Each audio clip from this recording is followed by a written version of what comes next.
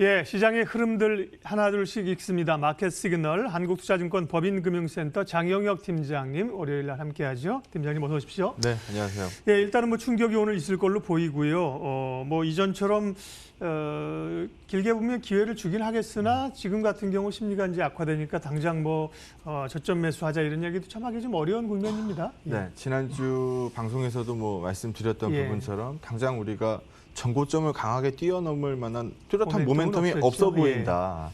그러면은 자율반등 끝났다라고 보니까 이제서부터는 뭐 종목 슬림화 쪽으로 가야 되지 않겠느냐. 시장을 더 끌어올리기에는 어려워 보인다. 분명히 뭐 코로나 데이터가 부정적 영향을 미칠 거기 때문에 이거 확인하는 시간까지는 좀 속도 떨어지는 거라고 봐야 되지 않겠습니까? 라는 의견이었는데요. 결국 두드려 맞았습니다. 주 후반에 세게 맞았죠. 뭐 그 내용으로는 우리 국내에서 나왔던 코로나 확진자 데이터가 뭐 워낙 빠르게 늘고 있기 때문에 그런 부분들이 우리 소비에 영향을 미칠 수밖에 없습니다. 안 미친다라고 보면은 뭐 거짓말이겠죠. 그래서 그런 부분들 때문에 사실 데이터가 좀 흔들리고 있는데요. 하나하나씩 좀 살펴보도록 하겠습니다. 차트 보면서 얘기하죠. 환이 왜 뛸까요? 환이 왜 뛸까요? 우리 원화가. 우리 원화는 안전자산인가요? 위험자산인가요? 당연히 위험자산이죠. 예. 달러가 강하죠. 달러가 이 맞아요. 안전자산이기 때문에 이 불안하게 흘러가면은 달러는 강세 흐름이고 위험 통화들, 뭐 이머징 통화들이 되겠죠. 이런 쪽들은 약세 뛰는 게 일반적입니다. 게다가 오는 27일이죠? 목요일인가요? 네. 금리가 결정이 될 텐데 한은에서 이제 금리 결정이 있는데 네. 저는 동결된다라고 봅니다. 저는 동결된다라고 보는데 상반기 내에 인하될 수 있을까? 여기에는 뭐 상당 부분 무게를 실어줘야 될 것 같고요. 뭐 상반기 때도 버틴다라고 하면은 뭐 연내 금리 인하 이거는 뭐 나올 수 있다라고 보는 시각입니다. 그러면은 금리가 떨어진다. 금리가 떨어지면 해당 통화는 강세 요인일까요? 약세 요인일까요? 네, 약세 요인입니다. 원화로 지금 현재는 1.25%의 기준금리 금리값을 주는데 이거를 1%로 낮춘다라고 하면 원화로서의 매력이 떨어지는 거겠죠. 그래서 이런 부분들이 이제 계속 이 환율을 밀어 올리고 금리는 내고 있는 상황입니다. 외국인 수구 입장에서 봤을 때는 반가운 뉴스는 절대 아닐 거고요. 그러면은 달러를 원화로 환전을 해서 원화가 강세로 흘러가고 뭐 원화 강세를 들고 있는 와중에 금리까지 많이 준다라고 하면은 수요가 더 높아질 거기 때문에 원화의 강세가 뒷받침이 되겠죠. 하지만 지금은 반대 흐름이 그려지고 있는 상황이어서 원화가 약세를 띠고 있는 국면으로 보시면 될 것 같습니다. 게다가 또 불을 질렀던 뉴스가 지난주에 이 페드에서는 저희는 그랬잖아요. 페드도 뭐 금리 인하 쪽에 스탠스에 서 있다라고 봤었는데 페드가 지금 검토하고 있지 않다라는 의견을 내면서 시장에서는 달러를 더 강세로 끌고 올라갔고 원화는 더 약세 쪽으로 밀어내리는 이 효과를 보여줬다라고 판단됩니다. 그러면은 이렇게 어지러운 형국에 외국인 수급이면은 많이 흔들려야 되는데요. 여기 한번 보시면 먼저 거래소 수급입니다. 지난주 후반에 시장이 급락했지만 외국인들의 매도로 흔들린 건 아니고요. 지난주에 하락을 유발시켰던 거는 명확하게 기관입니다. 예. 기관은 등 떠밀려서 팔고 있는 형국이 굉장히 강해요. 요즘 뭐 사모펀드의 디인 물건들이라든지 이것만 해도 굉장히 골치 아플 텐데요. 뭐 그거 말고도 지금 뭐 이 주식형 펀드가 그렇죠. 올라갈 때 추격 매수하게 돼 있고요. 떨어질 때 추격 매도하게 돼 있습니다. 왜냐하면 로스컷을 지켜야 되기 때문에 손실이 쌓이면은 뭐 어쩔 수 없이 팔아야 되는 매도물들이 쌓이기 마련이죠. 그래서 하락을 유도했었던 거는 기관 투자자들이었습니다. 그러면 이런 부분들 선물 시장 쪽에서도 놓고 보면은 정말 불리하게 봤으면은 외국인들 매도의 연속성을 찍을 텐데 매도의 연속성을 찍고 있지는 않습니다. 오히려 기관들 쪽에서는 해지 개념이겠죠. 내가 현물은 어쩔 수 없이 팔지만 차익거래 개념, 뭐 해지 개념으로 읽었을 테니까 선물 시장 쪽에서는 매수를 들고 있는 그림을 볼 수 있을 텐데요. 여기서 보는 것처럼 외국인들이 방향을 결정한다는 논리로 쳐다봤을 때 제가 지난주에는 추가적으로 올라갈 룸 안 보입니다. 우리가 2250, 2270 이 전고점 레벨 강하게 뛰어넘을 모멘텀 사실 없지 않습니까? 라는 의견으로 드리지만 오늘 분명히 빠질 텐데 2100포인트 뭐 테스트 뭐 이렇게 들어가겠습니다. 하지만 이 구간에서 그 밑으로 끌고 내려갈 만한 이 수급의 약세를 보고 있느냐? 그렇게 보고 있지는 않습니다. 그래서 결론부터 말씀드리면 자율 반등, 낙폭과 코로나로 인했던 이 낙폭과대 자율 반등을 이제 해소한 거고 거기에서 또 과도했었던 반등폭에 대해서는 과열을 해소한 거기 때문에 오늘 하락해서 출발하겠습니다만 이 이상으로 또 하락으로 밀고 내려가는 모습을 보일 걸로 판단하고 있지는 않습니다. 이 그림에서도 보는 것처럼 중국이 해줬죠, 사실. 지난주 금요일에도 다른 아시아 증시 다 빠질 때 중국은 올랐어요. 그래서 중국은 확진자 수의 확산 속도가 떨어지고 있고 중국에서 부양책들을 쏟아내고 있죠. 금리 인하 조치라든지 유동성 효과라든지 이런 부분들을 국내에서 녹일 만큼 다 녹였다라고 보고 있는 거고요. 여기 보시는 것처럼 금주에 나올 이 소비자 심리 지수 데이터 잘 나올까요? 못 나올까요?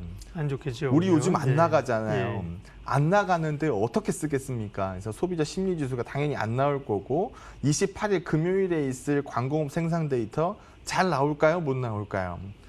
잘 나오면 이상한 거죠. 못 나오겠죠. 그래서 로스가 찍힐 텐데 이런 부분들을 확인하는 작업이 금주에 있을 거고요. 아마 금주에 코로나 확진자 수 데이터가 피크아웃을 한다라고 하면 금주에서는 지난주 의견과는 반대로 저점을 확인하는 시장이 될 거라고 봅니다.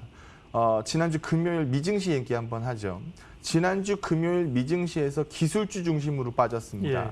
가장 강했던 업종이 빠졌던 거죠. 우리 국내 시장에서도 잘 버텼던 2차 전지도 빠지고 반도체도 빠지고 5G도 빠지고 다 빠집니다. 그러면은 우리 반대로 한번 생각해 보자는 거예요. 필라델피아 반도체 지수가 3% 빠졌습니다. 왜 빠졌을까요? 수요 위축에 대해서 우려를 하고 있는 거죠. 근데 반도체 산업은 수요가 올라서 가격이 올라가는 것보다 공급이 줄어서 가격이 올라가는 게 훨씬 더 큰 공급자 위주의 산업입니다. 무슨 얘기냐 하면 반도체를 만들어낼 수 있는 업체가 제한적이기 때문에 공급자 위주의 이 가격 형성이 이루어진다라는 거죠. 중국 시장 안 돌아가서 생산량 떨어지고 국내에서도 생산 원활하지 않다라고 하면 반도체 가격은 빠질까요, 올라갈까요? 저는 올라간다 쪽으로 봅니다. 그래서 시장에서 지난주와는 반대로 금주에서는 저점을 확인하는 시간이 될 거고 우리가 무너지는 시장 쪽으로 수급이 쌓이고 있지 않기 때문에 우려감 섞여서 오늘 하루 출발하실 텐데 금주에는 2100피 정도에서 다시 또 밟고 일어나는 시장 분위기로 읽는 것이 옳지 않나라고 판단합니다. 예, 일단은 말씀하신 것처럼 지난주에도 이제 애플이 중국 내에서의 생산 차질 이런 것 때문에 IT가 좀 악영향을 줬었잖아요. 반도체주 하락하고 지금 시장은 어쨌든 회복하는 게 IT 중심, 2차 전지, 5G 이런 쪽이 중심인데 그런 부분이 단기적으로는 좀 영향력을 받을 수밖에는 없어요. 그렇죠. 예, 네, 예. 네. 그래도 어쨌든 간에 다시 시장의 중심이 오면 결국 그런 주식들이 시장에 또 설 수밖에 없는 거잖아요. 네, 그렇게 보고 있습니다. 예, 예. 사실 애플의 고해성사라고 표현할 수 예. 있을 것 같은데 사실 애플이 옳은 말 한 거죠. 다른 글로벌 기업들도 다 마찬가지 예. 상황일 거란 말이에요. 그런 부분들이 우리 반도체 수요를 떨어뜨리고 이런 부분들 충분히 말이 되는 스토리이기 때문에 이거 당연히 악재입니다. 하지만 얼마나 계속 끌고 갈 수 있는 악재냐. 정말 코로나 데이터가 6개월, 1년 이렇게 계속 이 경기를 짓누를 거냐. 그렇게 보면 사실 할 말이 없는데 예. 이제까지 우리 이 전염병 처음 본 거 아니니까 영향 미쳤던 거는 사실 단기 영향이었거든요. 그래서 과도했었던 반동을 해소했고 지금은 과도한 하락을 반영하게 된다면 다시 또 중심을 잡는 중립적인 시황관에 대해서 말씀을 드려야 될 것 같고요. 무엇보다 유동성이 풍부합니다. 지금 유동성 소위 장난 아니잖아요. 시장에서 오갈 데 없는 돈들이 많다는 얘기입니다. 부동산을 막아놓으니까 시중의 유동성은 더 많이 늘어났죠. 그래서 이 늘어난 유동성이 시장의 하단을 좀 더 강하게 제한시킬 거다라고 읽으시면 될 것 같고요. 통신 얘기서부터 오늘은 예. 업종 얘기를 좀 한번 해볼까 하는데 얼마 전에 뉴스를 통해서 다들 들으셨을 거예요. T-모바일하고 스프린트하고 합병 승인 난 거. 이게 버라이즌하고 AT&T에 이어서 미 통신의 세 번째 공룡이 태어나는 겁니다. 그러면은 T-모바일하고 스프린트가 이 합병 승인이 나고 나서 주가가 급등을 했죠. 그럼 주가가 급등을 했으니까 이 저가 매력이 많이 희석됐겠죠. 얼마나 희석됐을까요? 지금 AT&T 주가, 버라이즌 주가에 비해서 이 T-모바일과 스프린트의 이 시가총액 합산을 더하면 한 절반 정도 됩니다. 워낙 양강 체제가 강했었기 때문에 지금 T-모바일과 스프린트가 합쳐지면은 비슷해지는데 시총은 아직 반밖에 안 차 있다라는 거죠. 그리고 합병 승인 요건 자체가 향후 6년 내에 99%의 미국인들을 커버리지할 수 있는 5G 통신 시설을 구축하는 거를 합병 승인 요건으로 달았기 때문에 5G 투자에 대한 기대감은 전 여전히 살아있다라고 봅니다. 그래서 제가 연초에 2차 전지 세게 밀었고요. 예. 지금 5G 말씀 많이 드리고 있으니까 그 부분에 대해서 좀 더 말씀을 드릴 텐데 시장이 어지러워지면은 사실 여기도 탄성이 떨어지는 건 뭐 불가피합니다. 하지만 시장이 저점이라는 걸 형성하고 소위 스토리되는 걸 다시 골라내기 시작하는 시점. 전 이번 주 뭐 중후반쯤 이런 그림들이 나올 거라고 보는데 뭐 오늘 떨어지는 건 사실 어쩔 수 없는 거고요. 시장에서 저점이라는 걸 확인하고 다시 무언가를 사기 시작할 때 뭘 살 것인가에 대한 얘기를 하고 있는 겁니다. 그래서 이 통신 공룡 탄생에 대한 부분은 지난주에도 말씀을 드렸고요. 국내는 어떨까요? 국내는 데이터 한번 보시죠. 국내 통신 3사의 이게 캐펙스 추이를 보여드리고 있습니다. 뭐 어느 색깔이 많고 뭐 어느 색깔이 적고 뭐 이걸로 보지 마시고요. 토탈값만 한번 보시죠.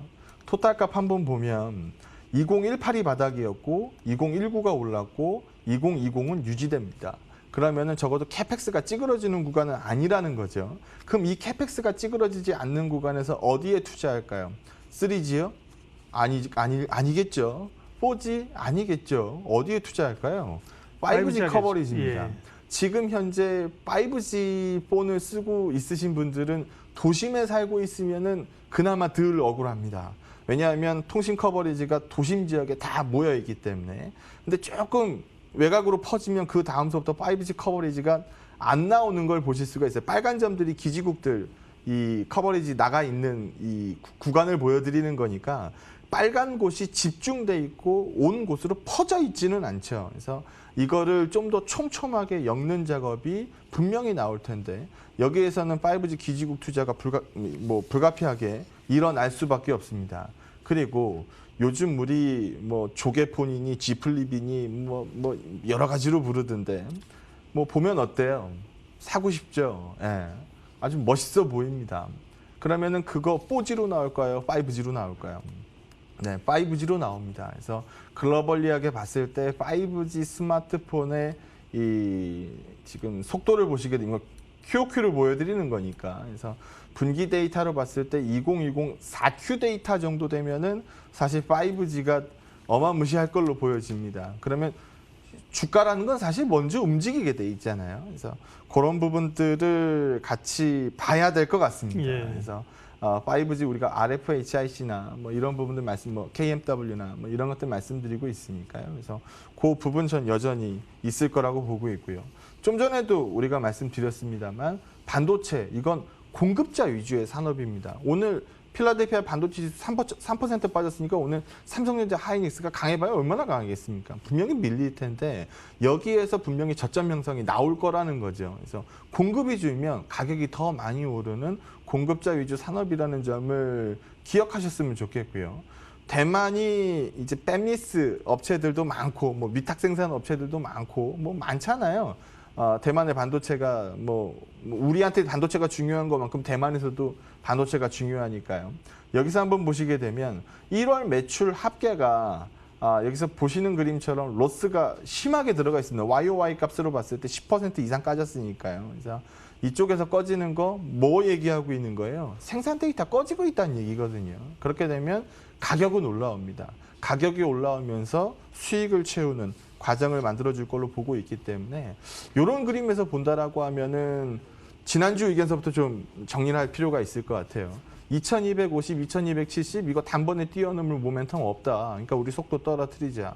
이번 주는 분명히 빠지긴 빠질 텐데 적어도 뭐 2100p 밑으로 또 밀고 내려갈 만한 하락 요인도 그렇게 크지 않다. 그렇게 되면 금주에는 저점을 잡아가는 시장으로 예. 좀 자신감 살려서 쳐다볼 필요 있지 않겠느냐라고 판단합니다. 오늘 통신주 말씀하신 거는 지난번 말씀하신 이제 장비주 쪽이 위주입니까? 아니면 통신주는 이제 또 이제 장비가 위주죠. 그렇죠. 네, 통신 네. 서비스보다는 통신 그렇죠? 서비스는 우리 배당 다 지났는데 네. 지금 뭐 여기도 통신 서비스 지금 싼 건 사실입니다만 시간이 걸릴 수 있죠. 네, 그렇죠. 예. 뭘 먼저 집어야 되느냐는 장비주겠죠. 네, 알겠습니다. 예.